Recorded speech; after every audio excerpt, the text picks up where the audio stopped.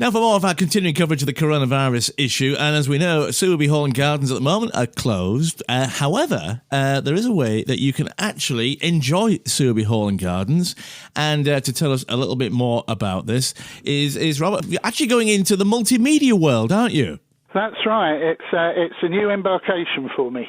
So what was the inspiration for doing this then? Well, as you said, the museum and the house are closed. We should be open now. And it was just a way of trying to bring the museum into people's homes, I suppose.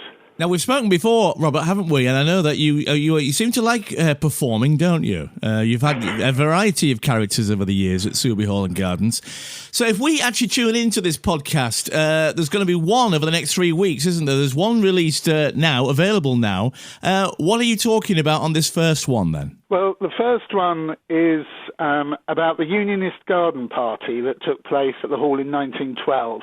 We have an interesting postcard that shows this particular event, and there's quite a nice story to it. What's the significance of that event? It was quite a significant event at the time. The excuse was the return of Philip Lloyd Graham from honeymoon, but in fact it was to try and push him as the political candidate for the Unionist Party for the area, and also to have a good moan about the policies that the Liberal government were bringing in that the Unionists didn't like.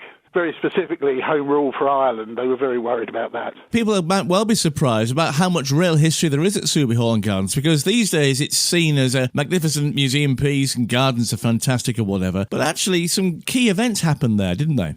Certainly key events locally, yes.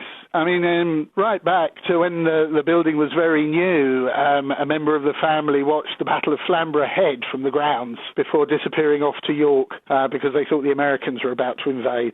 So these podcasts, there's going to be at least 3 of them, isn't there? And you're going to be releasing them every Thursday over the next few weeks, is that right? It's every Wednesday. There are 3 written, but I'm going to carry on doing them until we come out of lockdown. Absolutely fantastic. And if people like them, if they're well received, we'll hopefully carry on after that as well. Well, I'm sure they'll go down well. I know you're going to do a special radio version for us as well over the coming weeks as well, so we appreciate that, Robert, and good to see that you're keeping busy, keeping safe, I hope, as well. And of course, if people want to watch the podcast, they go to the brand new Active East Riding website, activeeastriding.co.uk.